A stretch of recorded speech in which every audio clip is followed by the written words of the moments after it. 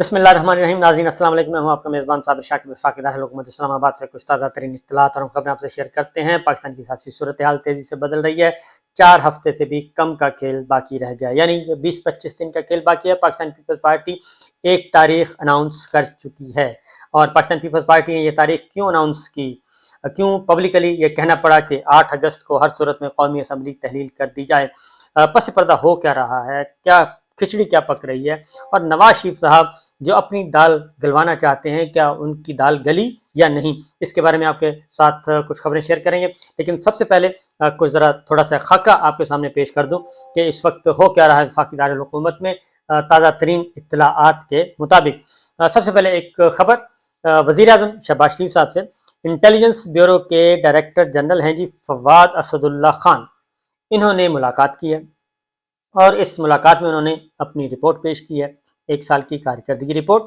और उसमें 1 साल कारकर्दगी रिपोर्ट में वज़ीर आज़म शहबाज शरीफ साहब ने बहुत ज़्यादा तारीफ़ की है। उन्होंने कहा कि पाकिस्तान की सलामती, खुद मुख्तारी, मुल्की और गैर मुल्की अनासर से ख़तरात के मुकाबले में IB का किरदार काबिल तहसीन है और कौमी सलामती और खुद मुख्तारी के तहफ़्फ़ुज़ में IB ने अहम किरदार अदा किया। वज़ीर आज़म बनने के बाद IB को कौमी मफादात के हवाले से इजाफी टास्क सौंपे गए जो उसने कामयाबी से हासिल किए। मुल्क के अंदर मुजरिमाना सरगर्मियों के तदारुक, इंसदाद दहशतगर्दी में IB ने फ़ाल किरदार अदा किया। बर वक्त इत्तलाआत की फरहमी से दुरुस्त फैसला साजी में भी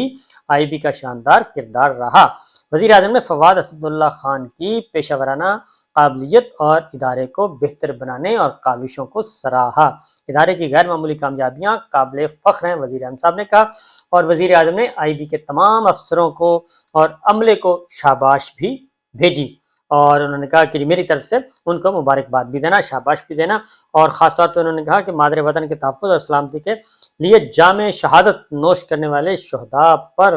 कौम को फ़ख्र है, वज़ीर आज़म साहब ने कहा। और फवाद असदुल्ला जो कि DG हैं IB के, उन्होंने वज़ीर आज़म का शुक्रिया अदा किया कि उन्होंने IB पर एतमाद किया और ये सबसे बड़ी पुरानी एजेंसी है। तो ये 1 साल की कारकर्दगी रिपोर्ट IB की, और मेरा ख्याल है कि अब ISI के DG जाएंगे और वो भी अपनी 1 साल की कारकर्दगी रिपोर्ट पेश करेंगे और उसके बाद फिर उसका मुआजना किया जाएगा कि कौन सी इंटेलिजेंस एजेंसी सबसे अच्छी रही। और फिर मिलिट्री इंटेलिजेंस भी रिपोर्ट पेश करेगी, उनको भी पेश करनी चाहिए कि उनकी कारकर्दगी 1 साल की कैसे रही। तो फिर तीनों का कंपैरिजन आ जाएगा सामने। फिल वक्त मैंने कहा कि ये अब उसमें रिपोर्ट में क्या लिखा है ये तो हम नहीं जानते, और उस रिपोर्ट में कौन कौन सी कामयाबियाँ हैं वो भी हम नहीं जानते। लेकिन बहरहाल एक खबर जो मैंने आपसे शेयर कर दूँ। उसके बाद आते हैं जी सियासी सूरत हाल पे। और सियासी सूरत हाल इस वक्त ये है कि सर जोड़ कर बैठे हैं हुक्मरान इत्तेहाद। 15 जमाती हुक्मरान इत्तेहाद सर जोड़ कर बैठा है और अब जाते जाते एक इंतखाबी इस्लाहात करना चाह रहा है, इंतखाबी इस्लाहात, इलेक्टोरल रिफॉर्म्स करना चाह रहा है। और उसका बंद कमरे में इजलास हो रहा है और बंद कमरे में इजलास में क्या खिचड़ी पक रही है कोई नहीं जानता, लेकिन खिचड़ी ज़रूर पकाई जा रही है और उसमें पाकिस्तान तहरीक इंसाफ उसमें शामिल नहीं है। अब एक इन्होंने कोशिश की मुस्लिम लीग नवाज़ ने, ख़ास तौर पे उन्होंने कहा जी कि हम एक नया सूबा बना देते हैं और नया सूबा पंजाब में, जनूबी पंजाब को नया सूबा बना देते हैं। पाकिस्तान पीपल्स पार्टी इस बात पे राज़ी नहीं हुई। एक तो नंबर पूरे नहीं है, नंबर पूरे करने के लिए उनको कुछ अराकीन को बहाल करना पड़ेगा और अराकीन को बहाल करने के लिए ज़रूरी है कि पाकिस्तान पीपल्स पार्टी के स्पीकर राजा परवेज़ अशरफ साहब ऑन बोर्ड हों। और राजा परवेज़ अशरफ साहब तब ऑन बोर्ड होंगे जब उनको आसिफ अली जरदारी साहब कहेंगे। लिहाजा फारूक एच नाइक साहब ने ये फौरी तौर पे इस ऑप्शन को तो रद्द कर दिया कि जनाब किसी किस्म के सूबे की कोई ज़रूरत नहीं है, आप फिलहाल इसको मौखर कर दें, आने वाली गवर्नमेंट पे छोड़ें। क्योंकि मुस्लिम लीग नवाज़ चाहती थी कि एक सूबा बना दें, तो सूबे का ये होगा कि जनूबी पंजाब अगर हाथ से निकलता भी है तो सेंट्रल पंजाब जो है वो एक सूबा उनको मिल जाएगा, वहाँ पे ज़रा जोड़ तोड़ करके कोशिश करके कोई मेजॉरिटी ले लेंगे तो एक सूबा कम अज़ कम मिल जाएगा। लेकिन हुआ यही है कि इसका मतलब क्या है, इसका मतलब ये है कि सूबे पंजाब में भी पाकिस्तान मुस्लिम लीग नवाज़ इलेक्शन नहीं जीत पा रही और इसलिए जो मुकम्मल तौर पे जो उनकी एक बेल्ट है GT रोड बेल्ट, उसको वो काबू करना चाह रहे थे, सेंट्रल पंजाब को काबू करना चाह रहे थे और वो एक सूबा अलग बन जाता तो चलें CM वजारत आला तो कम से कम मिल जाती, लेकिन अभी तक ऐसा नहीं हो पा रहा। एक और ख़बर ले लें और वो है डॉक्टर शीरीन मज़ारी ने ECL से नाम निकलवाने के लिए हाई कोर्ट से रजू कर लिया है और उनका नाम ECL में है, इसलिए उन्होंने ये रजू किया है। دیکھتے ہیں کہ ان کو ریلیف ملتا ہے یا نہیں ملتا، کیونکہ ان پہ کوئی ایسا سنگین معاملہ نہیں ہے۔ ایک اور خبر بھی لے لیں کہ توشہ خانہ والے توشہ خانہ کیس میں توشہ خانہ میں ٹرائل کورٹ نے آپ کو معلوم ہے کہ درخواست خارج کر دی تھی اور عمران خان صاحب کے خلاف فیصلہ دے دیا تھا، لیکن وہ یک طرفہ فیصلہ تھا اور ون سائیڈڈ تھا، صرف ایک پارٹی کو سنا گیا تھا، دوسری پارٹی یعنی کہ پاکستان تحریک انصاف کو نہیں سنا تھا، اس لیے جو چیزیں تھیں وہ معاملات آگے نہیں بڑھ سکے، لہٰذا اب اسلام آباد ہائی کورٹ سے رجوع کر لیا ہے اور اب دیکھنا ہے کہ اسلام آباد ہائی کورٹ سے کیا ملتا ہے اس کی وجہ یہ ہے کہ توشہ خانہ میں اسلام آباد ہائی کورٹ میں پہلے بھی یہ گئے تھے اور قابل سماعت ہونے پہ لیکن واپس ریمانڈ کیا تھا، اور توشہ خانہ ہر طرف ہو رہی ہے۔ بہرحال ابھی تک ہنوز دلی دورست توشہ خانہ میں جو کرنا چاہ رہی تھی گورنمنٹ مسلم لیگ نواز وہ ہو نہیں پا رہا، اب دوبارہ اسلام آباد ہائی کورٹ میں معاملہ چلا گیا ہے۔ ایک اور خبر بھی لے لیں، اور انسداد دہشت گردی کی عدالت میں 5 مقدمات میں طلب کیا گیا تھا عمران خان صاحب کو گزشتہ روز، لیکن عمران خان صاحب اس میں اپیئر نہیں ہوئے، لہٰذا وہ کیس ڈیفر کر دیا گیا اور آئندہ سماعت رکھی گئی ہے 13 جولائی، اور 13 جولائی کو ابھی عمران خان صاحب جو ہیں وہ پیش ہوں گے، اور ان کے جو مقدمات ہیں وہ 20 جولائی تھانہ سنجانی اور 21 جولائی تک ملتوی کر دیے گئے۔ 14 تھانہ گوڑا درج مقدمات کی سماعت 14 جولائی تک، اور اگلے مقدمے کی سماعت 20 جولائی تک، اور اس سے اگلے مقدمے کی سماعت 21 جولائی تک ملتوی کر دی گئی ہے۔ تو یہ ساری چیزیں چل رہی ہیں، ہر طرف مقدمات ہی مقدمات چل رہے ہیں۔ توشہ خانہ میں جو پلی لی گئی ہے وہ لی گئی ہے جی کہ 8 جولائی کا جو سیشن کا فیصلہ ہے اسے کالعدم قرار دیا جائے، اور اس کی ریزن بڑی واضح ہے۔ انہوں نے کہا ہے کہ توشہ خانہ سے متعلق الیکشن کمیشن کی شکایت جو ہے وہ 120 دن کے اندر دائر نہیں کی گئی، اور کیس ٹرائل کورٹ کو بھجواتے ہوئے قانون کے مطابق طریقہ کار بھی نہیں اپنایا گیا، لہٰذا اس کو فارغ کیا جائے اور ٹرائل کورٹ کے فیصلوں کو کالعدم قرار دے دیا جائے۔ یہ عمران خان صاحب نے استدعا کی ہے۔ اس کے بعد اگلا جو ہے الیکشن کمیشن آف پاکستان بدستور عمران خان صاحب اور پاکستان تحریک انصاف سے اور ان کے رہنماؤں سے بدستور پیار کر رہا ہے، اور وہ پیار اس سینس میں کر رہا ہے کہ عمران خان کے وکیل الیکشن کمیشن میں پیش نہیں ہوئے اور اسد عمر کے وکیل بھی الیکشن کمیشن میں پیش نہیں ہوئے، لہٰذا اسد عمر کے کیسز میں بھی اور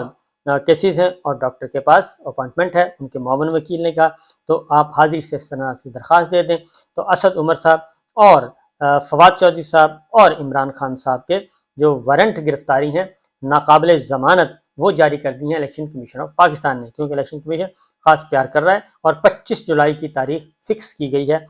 اس سلسلے میں۔ تو ساتھ ہی ساتھ ایک اور بات بھی جو آئی ہے جی وہ ہے چودھری پرویز الہی صاحب کی ضمانت منظور ہو گئی ہے، لیکن چودھری پرویز الہی صاحب کو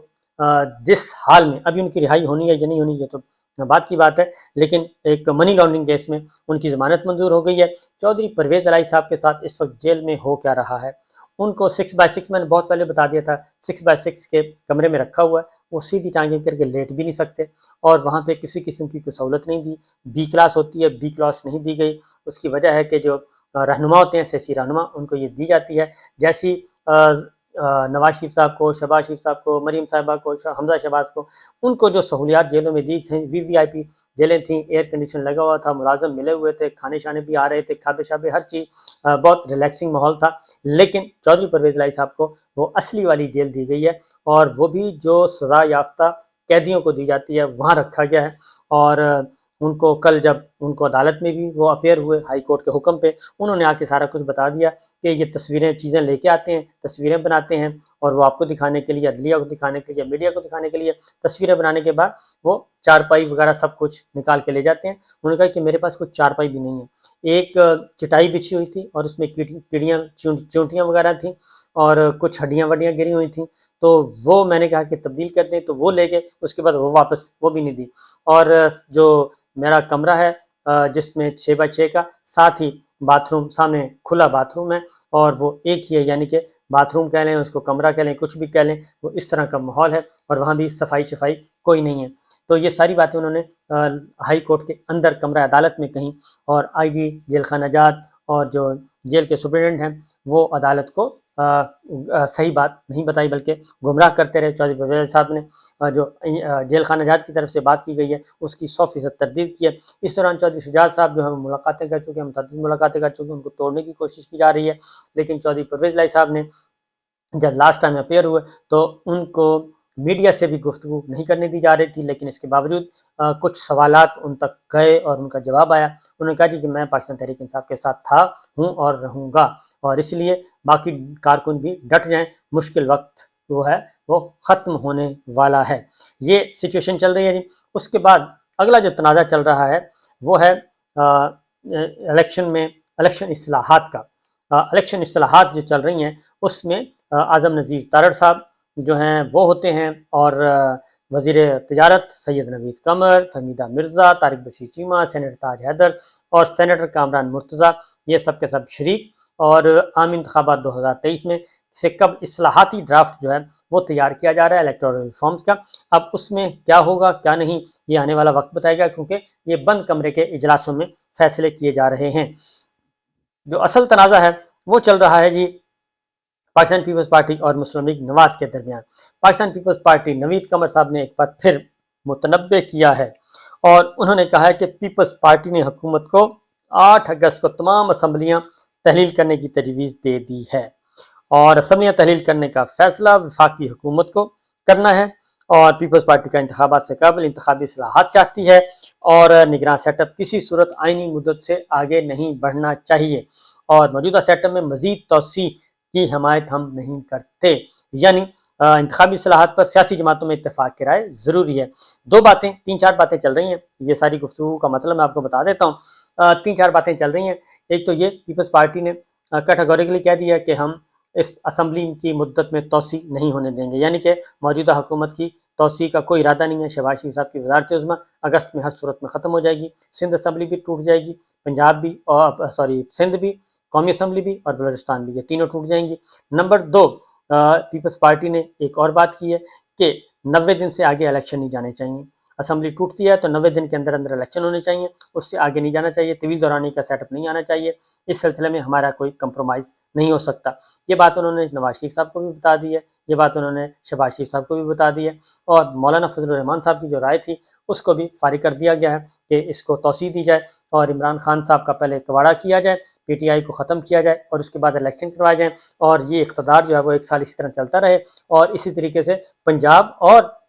خیبر پختونخوا کا بھی جو نگراں حکومتیں یہ بھی 1 سال آگے چلتی رہیں، یعنی بغیر الیکشن کے، بغیر جمہوریت کے، بغیر ووٹ کے اقتدار کے مزے لوٹے جائیں۔ تو لہٰذا یہ تجاویز جو ہیں یہ رد کر دی گئی ہیں۔ ادھر جو پیپلز پارٹی اور نون لیگ میں مقابلہ چل رہا ہے، پیپلز پارٹی نے مراد علی شاہ صاحب نے واضح طور پہ کہہ دیا کہ اگلا وزیر اعظم بلاول بھٹو ہوگا، اور ہمارے امیدوار وہ ہیں، اور بلاول ہوں گے، اور پاکستان پیپلز پارٹی پہلے سے زیادہ سیٹیں لے گی اور ہم جیتیں گے، اور مطلب یہ ہے کہ مسلم لیگ نواز جو ہے اس کے پلے کچھ نہیں۔ ویسے ٹیکنیکلی پاکستان پیپلز پارٹی درست کہہ رہی ہے کہ ان کی سیٹیں مسلم لیگ نواز سے زیادہ ہوں گی۔ اس کی ریزن یہ ہے کہ پاکستان پیپلز پارٹی کے پاس سندھ موجود ہے، جبکہ نون لیگ کے پاس کوئی صوبہ بھی نہیں ہے، اور نون لیگ نے جو پنجاب میں ظلم کر لیا ہے، جو ظلم کر دیا ہے لوگوں پہ، اور جو لوگوں کی چار دیواری کو پامال کیا ہے، اور پھر آخری بھی انتقام جاری ہے کہ مسرت چیمہ اور مسرت جمشید چیمہ دونوں، یعنی کہ میاں بیوی ہیں، پاکستان تحریک انصاف کے بہت ہی میاں عمران خان کے